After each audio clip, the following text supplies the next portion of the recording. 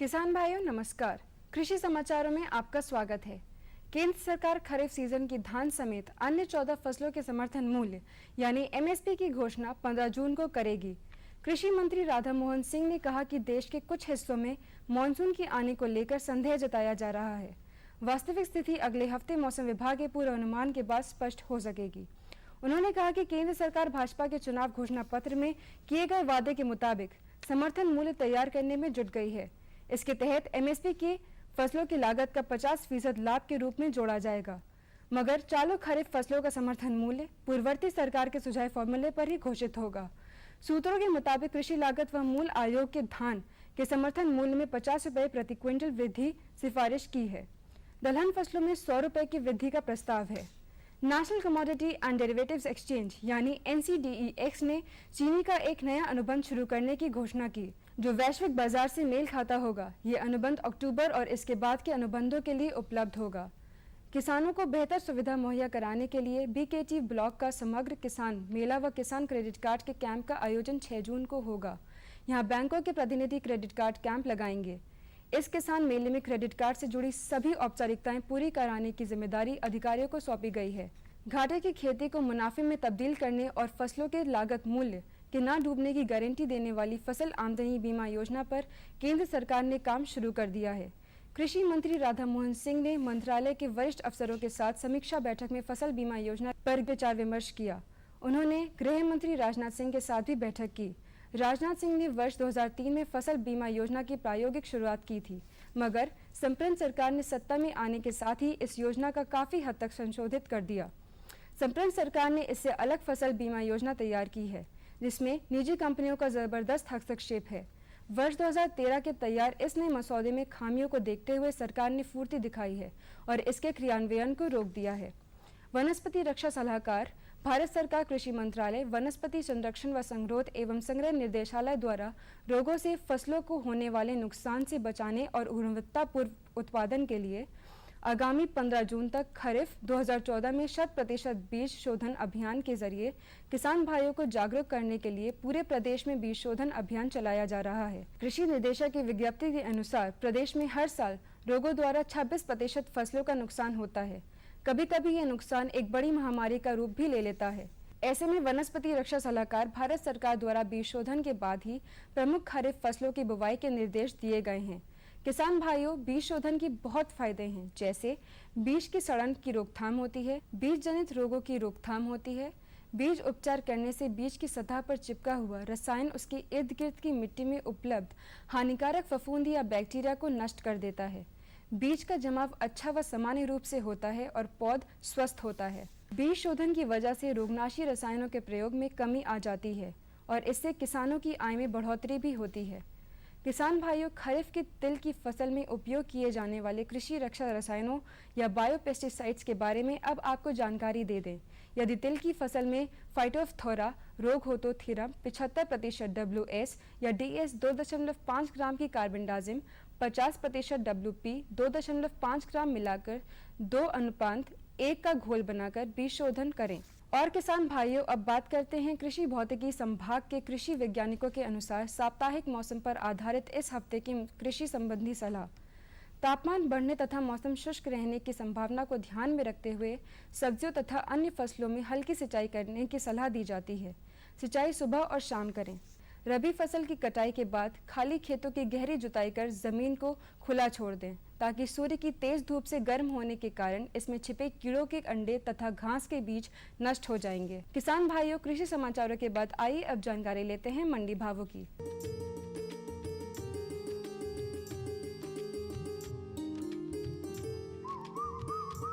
धान लखनऊ मंडी में 1320 रुपए प्रति क्विंटल, सीतापुर मंडी में 1300 रुपए प्रति क्विंटल, लालगंज में 1315 रुपए प्रति क्विंटल और शाहजहांपुर मंडी में 1340 रुपए प्रति क्विंटल के हिसाब से बिका। चावल की बात करें तो चावल लखनऊ मंडी में 2030 रुपए प्रति क्विंटल, सीतापुर मंडी में 2015 रुपए प्रति क्विंटल, लालगंज में 1975 रुपए प्रति क्विंटल और शाहजहांपुर में 2025 रुपए प्रति क्विंटल के हिसाब से बिका। गेहूं लखनऊ मंडी में 1445 रुपए प्रति क्विंटल, सीतापुर मंडी में 1410 रुपए प्रति क्विंटल, लालगंज में 1405 रुपए प्रति क्विंटल और शाहजहांपुर में 1402 रुपए प्रति क्विंटल के भाव से बिका। सरसों की भाव लखनऊ मंडी में 3,260 रुपये प्रति क्विंटल, सीतापुर मंडी में 3,100 रुपये प्रति क्विंटल, लालगंज में 3,100 रुपये प्रति क्विंटल और शाहजहांपुर में 3,150 रुपये प्रति क्विंटल के हिसाब से रहा। सब्जियों में आलू की बात करें तो आलू का भाव लखनऊ मंडी में 1,450 रुपये प्रति क्विंटल, सीतापुर मंडी में 1,370 रुपये प्रति क्विंटल, लालगंज में 1,375 रुपये प्रति क्विंटल और शाहजहांपुर में 1,330 रुपये प्रति क्विंटल के हिसाब से बिका। टमाटर लखनऊ मंडी में 600 रुपये प्रति क्विंटल, सीतापुर मंडी में 500 रुपये प्रति क्विंटल, लालगंज मंडी में 675 रुपये प्रति क्विंटल और शाहजहांपुर में 725 रुपये प्रति क्विंटल के हिसाब से बिका। प्याज लखनऊ मंडी में 1,160 रुपये प्रति क्विंटल, सीतापुर मंडी में 1,120 रुपये प्रति क्विंटल, लालगंज में 1,300 रुपये प्रति क्विंटल और शाहजहांपुर में 1,015 रुपये प्रति क्विंटल के हिसाब से बिका। दलहनी फसलों में अरहर लखनऊ मंडी में 4,400 रुपये प्रति क्विंटल, सीतापुर मंडी में 4,265 रुपये प्रति क्विंटल, लालगंज में 4,235 रुपये प्रति क्विंटल, शाहजहांपुर में 4,800 रुपये प्रति क्विंटल के हिसाब से रही। मसूर लखनऊ मंडी में 5,150 रुपये प्रति क्विंटल, सीतापुर मंडी में 4,885 रुपये प्रति क्विंटल, लालगंज में 4,850 रुपये प्रति क्विंटल और शाहजहांपुर में 4,735 रुपये प्रति क्विंटल के हिसाब से बिका। उड़द लखनऊ मंडी में 4,950 रुपये प्रति क्विंटल, सीतापुर मंडी में 4,925 रुपये प्रति क्विंटल, लालगंज में 4,950 रुपये प्रति क्विंटल और शाहजहांपुर में 4,885 रुपये प्रति क्विंटल के हिसाब से रही। चना लखनऊ मंडी में 3,400 रुपये प्रति क्विंटल, सीतापुर मंडी में 3,370 रुपये प्रति क्विंटल, लालगंज में 3,350 रुपये प्रति क्विंटल और शाहजहांपुर मंडी में 3,370 रुपये प्रति क्विंटल के हिसाब से बिका। गुड़ लखनऊ मंडी में 2,960 रुपये प्रति क्विंटल, सीतापुर मंडी में 2,825 रुपये प्रति क्विंटल, लालगंज में 3,000 रुपये प्रति क्विंटल और शाहजहांपुर में 2,875 रुपये प्रति क्विंटल के भाव से बिका। तो ये थे आज के कृषि समाचार और मंडी भाव। अगले अंक में फिर होगी मुलाकात, तब तक के लिए नमस्कार। और बताओ। बस। अरे ये क्या भैया जी, बस इतनी सी रासायनिक खाद? किसानी छोड़ रहे हो क्या? किसानी नहीं, नादानी छोड़ रहे हैं। मिट्टी की जांच कराई है। अब तो लालाजी जितनी जरूरत है उतने ही उर्वरक खेत में डालेंगे। हाँ, किसान भाई आज ही अपने जिले की नजदीकी भूमि परीक्षण प्रयोगशाला में मिट्टी की जांच जरूर करवाएं और मिट्टी में पोषक तत्व, नमी व पौधे के विकास को देखते हुए केवल जरूरत के अनुसार ही पोषक तत्व डालें। और हाँ, मिट्टी में गंधक, जस्ता, बोरोन जैसे सूक्ष्म पोषक तत्वों का पता लगाना भी न भूलें। उर्वरक और जैविक खाद के सही उपयोग से भूमि का उपजाऊपन बनाए रखें, उत्पादकता बढ़ाएं, खर्चा घटाएं और बहुमूल्य विदेशी मुद्रा बचाने में भी सहयोग दें। और हाँ, धीमी गति से नाइट्रोजन उपलब्ध कराने वाले उर्वरकों जैसे नीम लेपित यूरिया को प्राथमिकता दें और यूरिया का पत्तों पर छिड़काव करें। अरे वाह, तू तो सचमुच समझदार हो गया रे। अधिक जानकारी के लिए संपर्क करें जिला कृषि अधिकारी या किसान कॉल सेंटर। अम्मा खाना दे दो ना। सबर कर गोलू, अभी दाल नहीं गली है। तू फिक्र ना कर गोलू की अम्मा, अब की बार अपनी दाल खूब गलेगी। क्या मतलब जी? अब की बार NFSM के तहत दाल की पैदावार को बढ़ाने के तरीकों को दिखाने के लिए देश में 1000 क्षेत्र चुने गए हैं, जिसमें हमारा इलाका भी आ गया है। पर इससे हमें क्या फायदा? हमें 5 एकड़ खेती के लिए खाद और कीटनाशक के अलावा बढ़िया बीजों की एक मिनी किट भी मिलेगी। इतनी दाल का करेंगे क्या जी? अरे भगवान, सरकार ने दलहन का समर्थन मूल्य भी खूब बढ़ा दिया है और इनकी खरीद का भी पूरा इंतजाम कर लिया है। इससे आमदनी बढ़ेगी और फिर हमारा गोलू अच्छे स्कूल में जाकर के कृषि वैज्ञानिक बनेगा। हाँ शामू भैया, सरकार कह रही है पूर्वी भारत में भी दूसरी हरित क्रांति आएगी। अरे ये तो पंजाब और हरियाणा में हुआ था, यहाँ तो अनाज की पैदावार अब भी कम है। सरकार की बातों में कुछ तो दम होगा। आखिर यहाँ बारिश 3 गुना होती है। चलो वैज्ञानिक का नंबर मिलाते हैं। अरे वाह, आ गए। नमस्ते सरपंच जी। हाँ भाई, उपजाऊ जमीन की कीमत को पहचानो। जरूरत है सिर्फ सही किस्म और तकनीक अपनाने की। पूर्वी भारत में सरकार कम गहरे नलकूप और बोरवेल के निर्माण के लिए सहायता दे रही है। लेकिन सरकार से और मिलेगा क्या? भरपूर मदद, जमीन की तैयारी से लेकर फसल की कटाई तक तकनीकी सलाह। 1000 हेक्टेयर के सैकड़ों क्षेत्रों में चावल और गेहूं के खास प्रदर्शन भी चल रहे हैं। अरे वाह, फिर तो हमारे खेत भी लहला उठेंगे। क्या ये सपना सच होगा? हाँ जरूर, पूर्वी भारत अब हरित क्रांति का अग्रदूत होगा। आओ हम सब मिलकर कदम बढ़ाएं।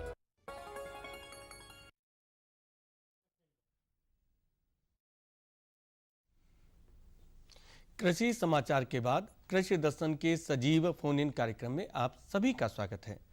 बहनों भाइयों, अपने इस कार्यक्रम के दौरान हम कोई समसामयिक विषय लेते हैं और उस विषय से संबंधित आपकी जिज्ञासाओं एवं प्रश्नों का समाधान अपने एक विशेषज्ञ के माध्यम से कराते हैं। तो आज के हमारे सजीव फोन इन कार्यक्रम का विषय है फल और सब्जियों में सामयिक कार्य। और इस विषय पर जानकारी देने के लिए आज हमारे बीच में उपस्थित हैं उद्यान विभाग लखनऊ के संयुक्त निदेशक डॉक्टर सुशील बाबू शर्मा जी। डॉक्टर साहब, आपका स्वागत है। बहनों भाइयों, इससे पहले कि हम डॉक्टर साहब से जानकारी प्राप्त करें, हम आपको बता दें कि हमारी सभी फोन लाइनें खुल चुकी हैं और आप सीधे हमारे विशेषज्ञ से संपर्क कर सकते हैं। तो इसके लिए आप हमारे फोन नंबर नोट करें। हमारे फोन नंबर है 0522 22 88 698। दूसरा नंबर है 0522 22 05 5756 और एक टोल फ्री नंबर भी है 1800 180 5233। बहनों भाइयों, जब भी आप हमें फोन करें तो अपने टीवी सेट की आवाज बहुत धीमी कर लें ताकि आपकी आवाज हम तक स्पष्ट रूप से पहुंच सके। तो आइए रुख करते हैं अपने विषय की ओर और जानकारी प्राप्त करते हैं फल और सब्जियों में सामयिक कार्य के बारे में। डॉक्टर साहब, अगर हम इस समय की बात करें तो इस समय हमें फल और सब्जियों में किस तरह के सामयिक कार्य करने हैं? देखिए, आपने बहुत सही कहा कि ये जो हमारा समय है ये बागवानी के लिए बहुत ही महत्वपूर्ण है। और एक तरफ देखिए, हमारे जो किसान भाई खरीफ में सब्जियों की लगाने की बात कर रहे हैं और तैयारी कर रहे हैं, इसके साथ साथ नए बाग लगाने का समय भी अब हमारे किसान भाई के लिए उपयुक्त है। इसके साथ साथ आपने देखा होगा कि फलों में जो हमारा आम का जो फल है ये बहुत ही महत्वपूर्ण है। और इस समय हमारे जो बागवान भाई हैं जिनके आम के बाग हैं, वो आम के बागों में फलों की तोड़ाई में व्यस्त हो गए और शुरुआत होने वाली है। आपने देखा होगा कि जो दशहरी आम है ये बाज़ार में आना शुरू हो गया है और हमारे किसान भाई इसको तोड़ में बाज़ार में ला भी रहे हैं। इसमें देखिए, इस सबसे महत्वपूर्ण बात ये आती है, जो हमारे आम के बाग है इसमें तोड़ाई करना एक बहुत ही महत्वपूर्ण कार्य है जी। क्योंकि हमारे किसान भाई अगर तोड़ाई ढंग से नहीं करेंगे और उसकी ग्रेडिंग पैकिंग नहीं करेंगे तो हमारे किसान भाइयों को बाज़ार में उचित मूल्य नहीं मिल पाता है। और देखा यह गया है कि 20 से 25% जो है वो आम के जो फल जो ख़राब हो जाते हैं और हमारे किसान भाइयों को काफ़ी नुकसान होता है। तो इसमें देखिए, जो हमारे किसान भाई आम के बागों में तोड़ाई में व्यस्त हैं उनके लिए सलाह ये है कि जब भी आम के फलों की तोड़ाई करें वो सुबह के शाम करें या शाम के शाम करें। क्योंकि शाम को अगर तोड़ाई करेंगे और सुबह करेंगे तो जो गर्मी है, गर्मी की वजह से फल खराब नहीं होंगे। डॉक्टर साहब, लखनऊ से हमारे बीच में एक दर्शक जुड़ चुके हैं। हेलो हेलो शायद संपर्क नहीं हो पा रहा। हेलो हेलो, हाँ जी, बताएं। हेलो जी, मेरा नाम रितेश तिवारी है। जी जी, बताइए। जी सर, मैं पपीता की जानकारी चाहता हूँ सर, कीड़े लग रहे हैं उसमें। अच्छा, पपीता में कीड़े लग रहे हैं। पपीते में कीड़े लग रहे हैं तो देखिए, इसमें यह है कि जो भी कीड़े लग रहे हैं तो देख लें और कीड़े के लिए कीटनाशक रसायन ले लें, किसी का छिड़काव कर सकते हैं। इसके लिए देखिए, जैसे मेलाथियान है, मेलाथियान अगर 1 मिलीलीटर मात्रा को 1 लीटर पानी में घोल बना करके छिड़काव करेंगे तो कीड़े की रोकथाम हो जाएगी। देखिए, पपीता में सबसे खास बात ये आती है कि अगर कीड़े की रोकथाम नहीं करेंगे तो उसमें मुजक लगने की संभावना रहती है। और चूँकि देखिए बरसात का समय आने वाला है तो 15 दिन के अंतराल पर अगर एक छिड़काव अगर कर देंगे तो उससे कीड़े की रोकथाम हो जाएगी और मुजक लगने की संभावना नहीं रहेगी। जी, तो डॉक्टर साहब, हम लोग आम की तोड़ाई के बारे में बात कर रहे थे, किस तरह की सावधानियां बरतनी चाहिए? देखिए, तोड़ाई में सबसे महत्वपूर्ण बात ये आती है कि तोड़ाई जैसे मैंने आपसे कहा कि सुबह या शाम को करें। दूसरा ये कि फल को मिट्टी मतलब ज़मीन में न लगने दें। उसके साथ साथ जब फल की तोड़ाई करें तो इस तरह से करें कि या तो सेकेटियर से करें या एक जो रहमान खेड़ा में जो मैंगो हार्वेस्टर मतलब आम तोड़ाई यंत्र याद अच्छा, एक यंत्र भी है जी, उसके हिसाब से अगर तोड़ाई करेंगे तो उससे ये फ़ायदा होगा कि फल जो है वो ज़मीन में नहीं लगेंगे और ख़राब नहीं होंगे। दूसरा ये कि फलों की तोड़ाई करते समय इस बात का वैसे ध्यान रखें कि जो उसका डंठल है वो 1 सेंटीमीटर के आसपास रहना चाहिए। उससे ये फ़ायदा मिलेगा कि उस पर धब्बे लगने की संभावना, जो चैपा निकलता है जिसे चैपा कहते हैं, वो चैपा नहीं निकलेगा और फल पर दाग धब्बे नहीं लगेंगे और आगे चल के किसी रोग लगने की संभावना भी नहीं रहेगी। तो इस तरह से फलों की तोड़ाई अगर हमारे किसान भाई करेंगे तो किसान भाइयों को जो है फल क्षतिग्रस्त नहीं होंगे और उसका फ़ायदा मिलेगा। दूसरा ये कि जब भी फलों को बाज़ार में ले जाएं तो बाज़ार में ले जाने से पहले उसकी ग्रेडिंग पैकिंग कर लें।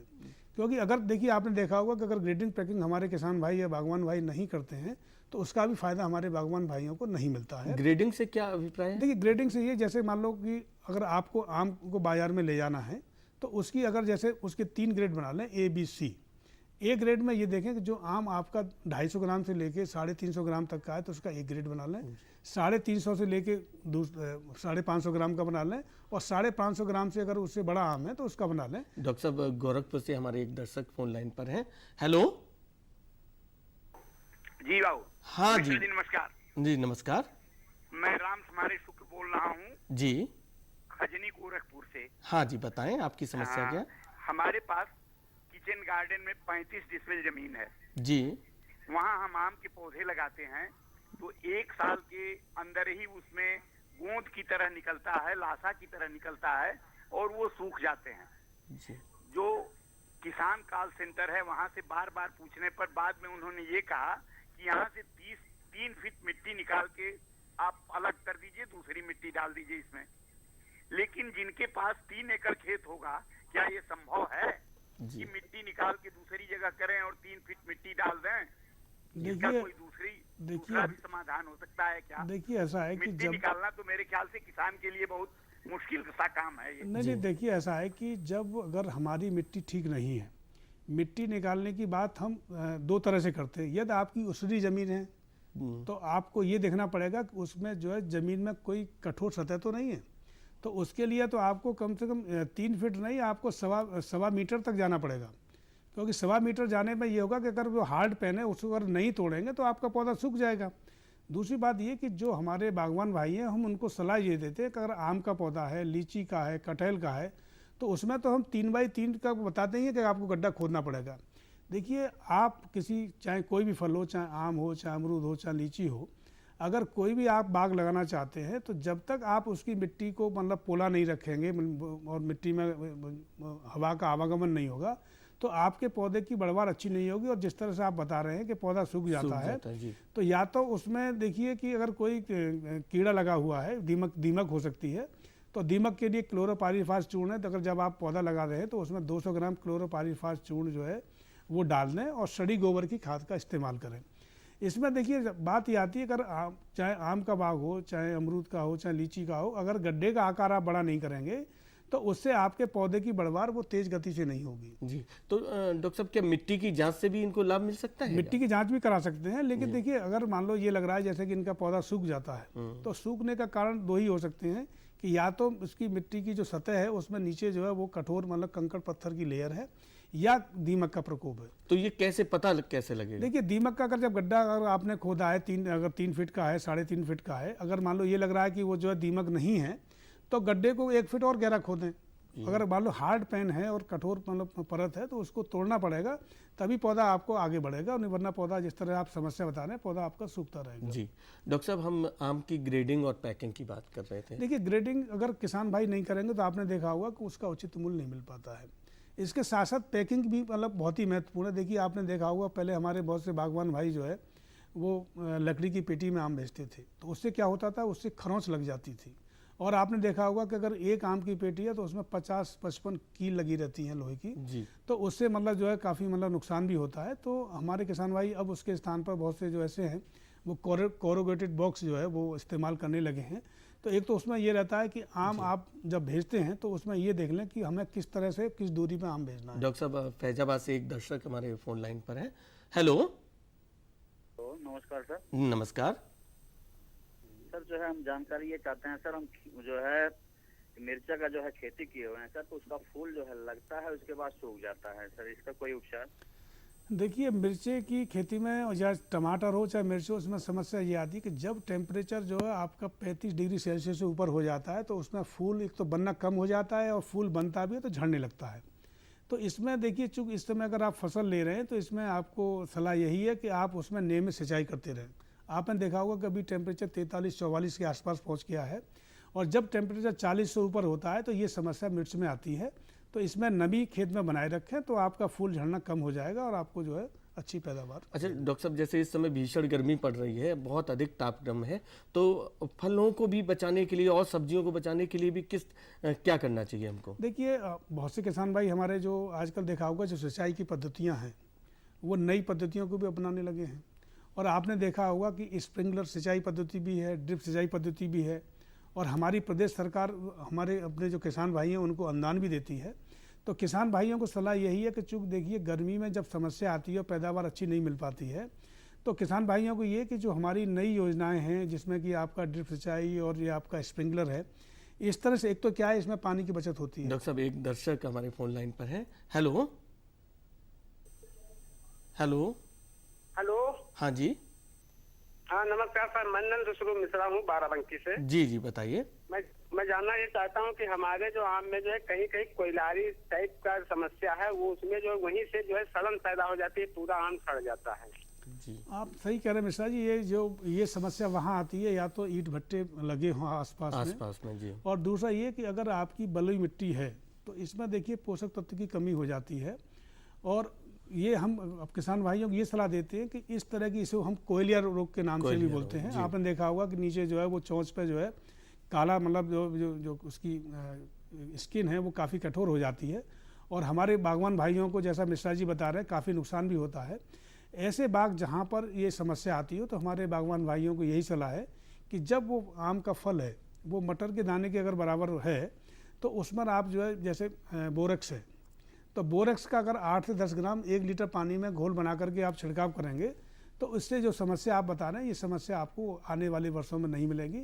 लेकिन ये कि कम से कम 2 छिड़काव आपको 15-15 दिन के अंतराल पर करने होंगे। तो या दूसरा ये कर सकते हैं कि अगर आप जैसे मान लो जब खाद उर्वरक आप देते हैं तो उस पर 250 से 300 ग्राम जो है वो बोरेक्स का अगर ज़मीन में मिला देंगे तो उससे आपकी जो बोरन तत्व की कमी होती है जिसकी वजह से ये होता है, ये समस्या आपको नहीं होगी। डॉक्टर साहब बनारस से हमारे एक दर्शक फोन लाइन पर है। Hello hello. हाँ जी। हाँ सर नमस्ते। नमस्कार सर, हम रजनीश पाठक वाराणसी से बोल रहे हैं। हाँ जी बताइए। जी हमारा कटहल का पेड़ है सर, 10-12 साल का हो गया लेकिन इसमें फल नहीं आए।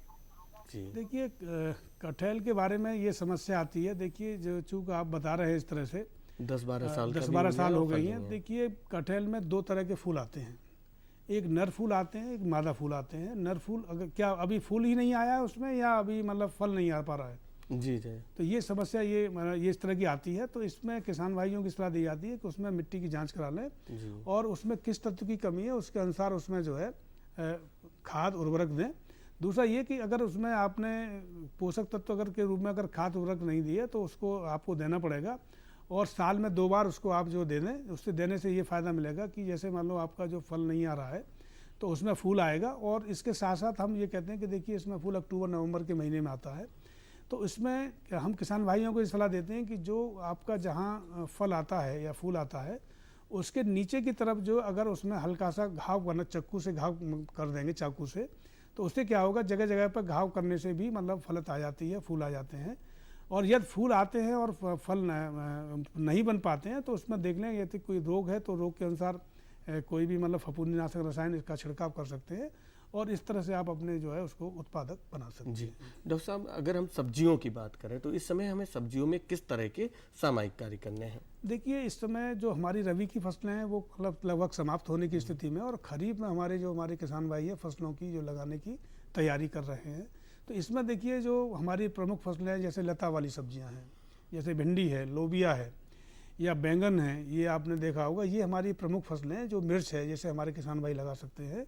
तो इसमें लगाने के लिए देखिए जो कुछ फसलें ऐसी है जो हमारे किसान भाई सीधे भी मतलब बो सकते हैं, जैसे लोबिया की फसल है, भिंडी है, ये हमारे किसान भाई सीधे बो सकते हैं। लेकिन इसके अलावा जो हमारी लता वाली सब्जियां हैं यदि हमारे किसान भाई इनको सीधे बोएंगे तो होगा क्या कि देखिए अभी तो हमारी फसल खेत में खड़ी है तो किसान भाई इसकी पौध तैयार कर सकते हैं। जी डॉक्टर साहब अलीगढ़ से विजय शर्मा जी हमारे भी फोन लाइन पर हैं। Hello hello. हाँ जी। हाँ नमस्कार डॉक्टर। हाँ नमस्कार। मैं अलीगढ़ से विजया शर्मा बोल रही हूँ। जी जी विजया जी बताइए। नमस्कार डॉक्टर साहब, मैं अलीगढ़ से विजया शर्मा बोल रही हूँ। हाँ नमस्कार, हाँ बताइए क्या समस्या आपकी? वो हमारे यहाँ लॉन लगवाया है तो उसमें कहीं कहीं जो घास आ जाती है, कहीं कहीं खाली पैचेज रह जाते हैं, तो ऐसा क्यों होता है? तो देखिए ये 2 वजह से होता है कि अगर मान लो छाया है तो छाया की वजह से भी अगर आपने घास अगर लगाई है तो वहाँ छाया की वजह से आपकी नहीं होगी। तो डॉक्टर साहब एक और सवाल है प्लीज। जी जी बताएं जी। तो एक तो ये समस्या आती है, दूसरा ये कि अगर दीमक का प्रकोप तो नहीं है। तो देखिए एक तो ये चूँकि गर्मी का मौसम है, एक तो उसमें सिंचाई करते रहें और सिंचाई करते रहेंगे तो एक और सवाल है डॉक्टर। हाँ बताइए। Hello hello. हाँ जी बताइए। वो एक कनेर का पेड़ और है, उसको 4 साल हो गए पर उसमें भी फूल नहीं आया है एक बार भी। देखिए ऐसा है कि जहाँ बिल्डिंग होती हैं और जहाँ छाया नहीं होती है तो उसमें ये समस्या थोड़ी विलम्ब से आता है। इसके लिए देखिए कि जो गोबर की सड़ी खाद है, अगर मान लो अगर आपने गोबर की खाद अगर उसमें नहीं मतलब उसमें दी है तो 2-3 किलोग्राम सड़ी गोबर की खाद उसमें दे दें और उसमें सिंचाई करते रहें तो उसमें 1-2 साल में आपका जो है वो फूल आ जाएगा। जी, और इनकी जो लॉन की समस्या है घास की, वो भी दूर हो जाएगी। देखिए लोन में महत्वपूर्ण बात ये आती है कि अगर आप लोन लगा रहे हैं तो लोन में आप देखिए एक तो बिल्डिंग के आस मतलब बिल्डिंग में अगर जनरली रहती है तो उससे छाया रहती है, तो छाया जो रहती है वहाँ आपको थोड़ा सा पास में जो है घास को लगाना पड़ेगा। तो उससे जो है लगातार सिंचाई करने से और हल्का सा आप यूरिया का छिड़काव भी कर सकते हैं। यदि मान लो अगर आपकी घास नहीं चल पा रही है तो जैसे 1 लीटर पानी उसमें 8-10 ग्राम अगर यूरिया का घोल बनाकर छिड़काव अगर 1-2 कर देंगे तो उससे आपको जो है घास आपकी ठीक हो जाएगी। डॉक्टर साहब, जो हमारे किसान भाई नए बाग लगाना चाहते हैं तो वो कौन सा समय है जिसमें वो अपनी तैयारी शुरू कर सकते हैं और नए बाग लगाएं? देखिए नए बाग लगाने का समय भी अभी यही है, यही समय। इसमें अच्छा। देखिए सबसे बात ये आती है कि जैसे मान लो जून का महीना है, अगर इस समय हमारे किसान भाई अगर गड्ढों की खुदाई कर लेंगे तो उससे क्या होता है कि जैसे कि हमारे एक बागवान भाई ने कहा था कि वो जो है पौधे सूख जाते हैं, तो उसका कारण यही है कि अगर गड्ढे को अगर खुला आप नहीं रखेंगे गर्मी में तो उससे क्या है कि उसमें जो कीड़े बीमारी हैं उसका प्रकोप बना रहता है और उसके बनने की वजह से जो है आपका जो है नुकसान होता है। और देखिए बाग लगाना कोई ऐसा तो नहीं है कि आप कोई सब्जी की फसल ले रहे हैं या कोई खाद्यान्न की फसल ले रहे हैं। ये आपका जो बाग लगाने का जो उद्देश्य है वो आपके 50-60 वर्षों तक के लिए होता है। तो इसमें देखिए हमारे किसान भाई जो बाग लगाना चाहते हैं तो ये देख लें कि उसकी मिट्टी कैसी है, मिट्टी की जांच करा लें। मिट्टी की जांच कराने से किसान भाइयों को ये होगा कि उसमें उसकी पीएच मान क्या है। अगर पीएच मान कम है तो उसमें कटहल लगा सकते हैं, आम लगा सकते हैं। यदि पीएच मान ज़्यादा है तो अमरूद लगा सकते हैं, आंवला लगा सकते हैं, बेर लगा सकते हैं, बेल लगा सकते हैं। तो इस तरह से हमारे किसान भाई फसल का चुनाव कर लें। और जो भी ऐसे अगर मान लो किसान भाई आम का बाग लगाना चाहते हैं तो देखिए आम में दशहरी अगर किसान भाई हमारे लगाएंगे तो हमारे किसान भाइयों को उतना लाभ नहीं मिल पाता है। तो ऐसी प्रजातियाँ लगाएं जिनकी बाजार में मांग हो। तो जैसे मान लो आप राम केला है, राम केला एक ऐसी वैरायटी है जो अचार के लिए बहुत ही अच्छी पाई जाती है। आम्रपाली लगा सकते हैं, आपने देखा होगा आम्रपाली जब बाजार में आता है तो लगभग दशहरी हमारी समाप्त होने की स्थिति में होती है और हमारे बागवान भाइयों को उसका फ़ायदा अधिक मिलता है। तो ये देख लें। दूसरा ये कि जब भी मतलब बाग लगाएं तो उसके बाग के चारों तरफ ऐसे पौधे लगा दें जिससे जो वायु रोधक पौधे हों, जैसे शीशम लगा सकते हैं। और एक जो पौधा लगाएं उसमें जैसे शीशम का पौधा हमारे बाउंड्री पर लगाते हैं तो उसके बीच में खाई खोद दें। उससे होता क्या है कि जैसे मान लो किसान भाई ने खाई खोद दी है तो जो हमारा बाग लगाए उसकी जड़ जो है वो एक दूसरे से संपर्क में ना आए, इसलिए खाई खोदना चाहिए।